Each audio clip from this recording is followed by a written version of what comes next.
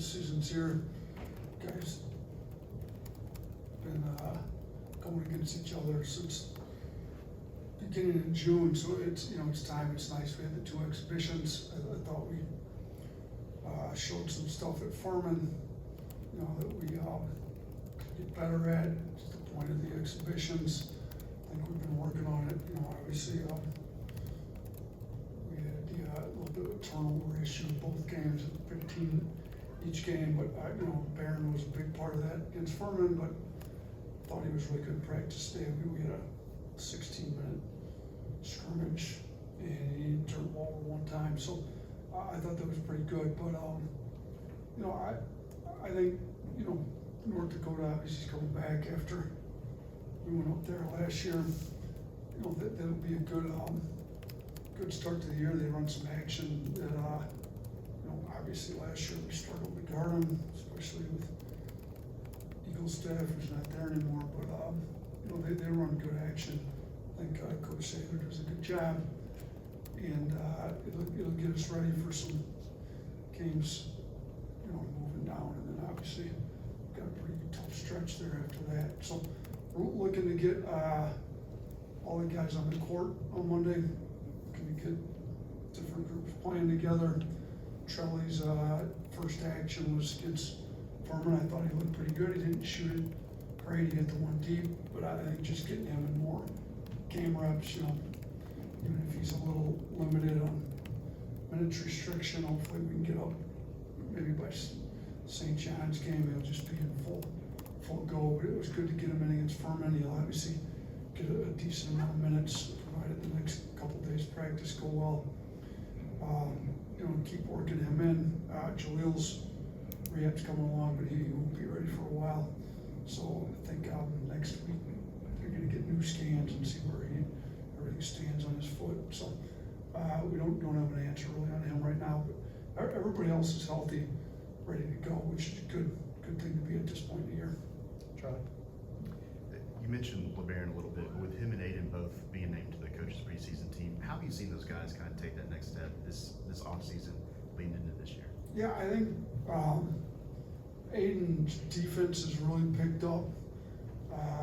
He's playing both sides of the ball a lot better. We need to make a big jump on defense, and he's trying, and he's done it. He's a lot better defender than he was.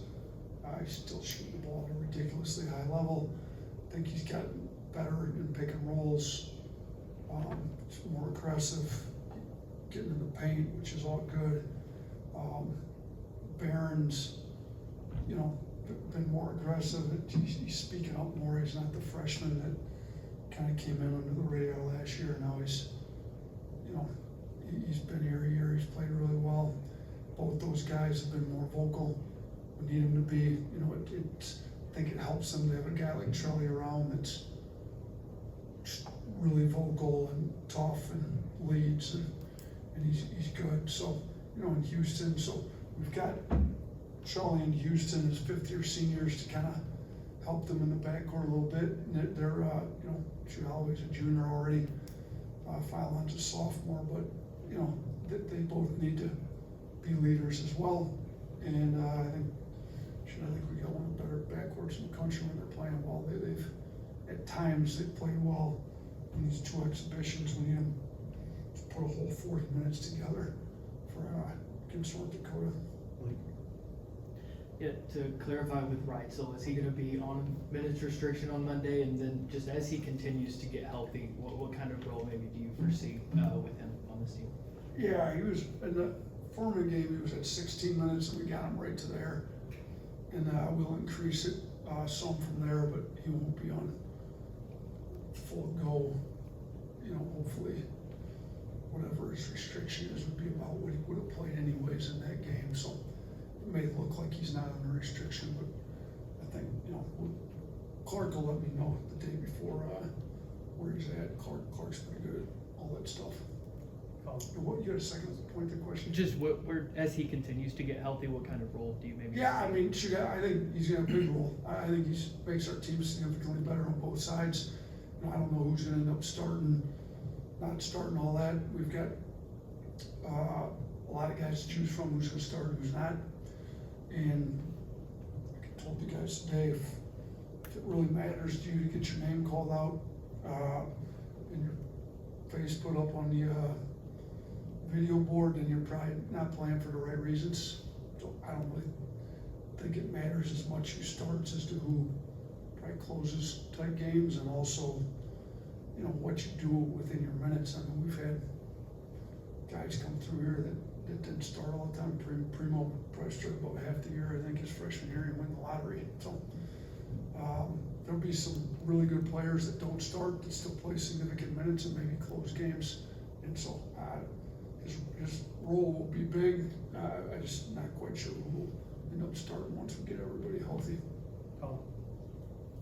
Nate, what do you want to see out of your front court? I guess especially as you face the, you know, are heading into that stretch of St. John's Purdue. Like, what do you want to see against them? Yeah, we need our front court to, you know, one, rebound the ball, two, protect the rim, and they're capable. Three is they gotta play at the same pace that we're trying to play, so they can't be out there jogging, walking up and down the floor. They're gonna get left behind. They're not in the action. We need them to get down into the action, so they gotta play more explosive, which, you know, I've talked to them, it probably means we just gotta play them just shorter stints, like in for a couple minutes, fresh, get out, then play hard as you can for a couple minutes. As soon as you start to get tired, get out, and just keep them fresh so that they can play explosive, fast, you know, rebound the ball, physical. I thought Noah had some really good physical screens against Furman. You know, we need everybody willing to set screens, then we need them to finish at the rim too. So, and then, you know, Noah and Aiden are both very good shooters.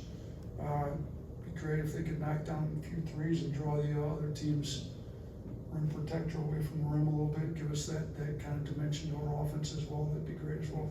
Charlie? You mentioned LeBaron and Aiden kind of being more vocal, and then obviously Latrell. Where's the leadership at right now? Because you lose those four seniors. Where does it kind of stand going into the season? Where do you want to see that kind of grow? Yeah, like the thing with this year's team is they're all really good kids. So it's not like you need to have one guy step up to get these two guys under control. There's nobody that you're talking about. They're all great kids. With that being said, you still need leadership.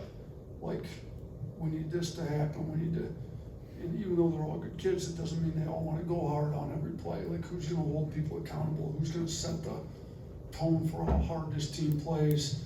So I think Houston's very unique. I mean, he studies more film than almost any player I've ever had.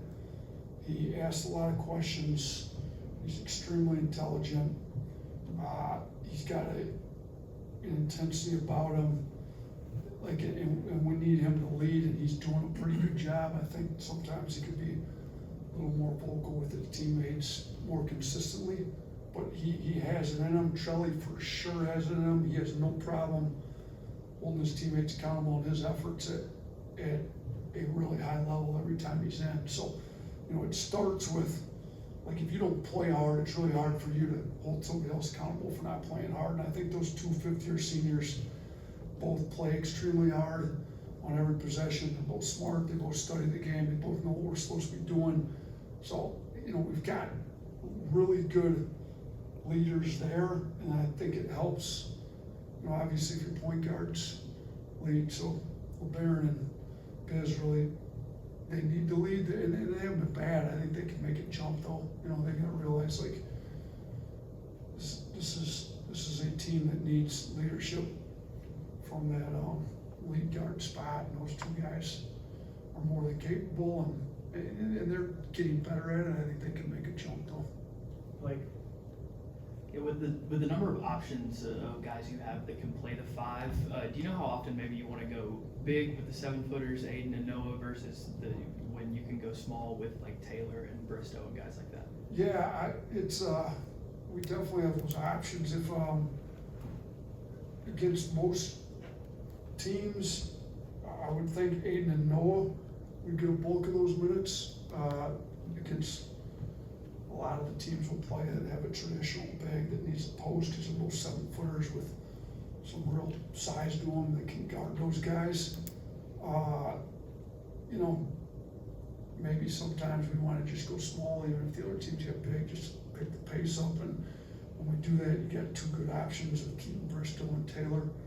So we've got options kind of all over. You can also go with Collins. I mean, both Noah and Aiden are skilled enough on the perimeter. If you want to go big like we did against St. Mary's and go, when we had both Aiden and Cliff out there together, you could do that. So I think the way we play offensively, we're able to be versatile. We don't have to have a traditional 1, 2, 3, 4, and 5. We put basketball players on the floor and we play basketball. So we can go either way, but it would be better. We've talked to our analytics company. It'd be better defensively and offensively. You gotta look at both combined. If we had at least one of those 2 7-footers out there a majority of the game, so that's probably what we'll do. But depending on the game, 4, 5, 6, 10 minutes, maybe you go small and put a Keaton or Taylor in there at the 5. Cool. Obviously, it's still, preseason it was, but do the number of turnovers that LeBaron had through those games, does that worry you? Kind of what's been the focus there? Yeah, no, it does. He needs to stop turning the ball over. Like, you can't be good on offense if your point guard's averaging 5 turnovers a game. So, the point's been made to him. He had 0 in the scrimmage today in practice. Hopefully that's a sign of him and not just that the defense wasn't great, but I think he is getting the message. I mean, he wants to be great. He's a competitor. He's trying to win. It's hard to win when he's turning the ball over like that. So, yeah, no, it's concerning, but I think he's more than capable of getting it under control here pretty quick. Good? All right, thanks, Coach. Thanks.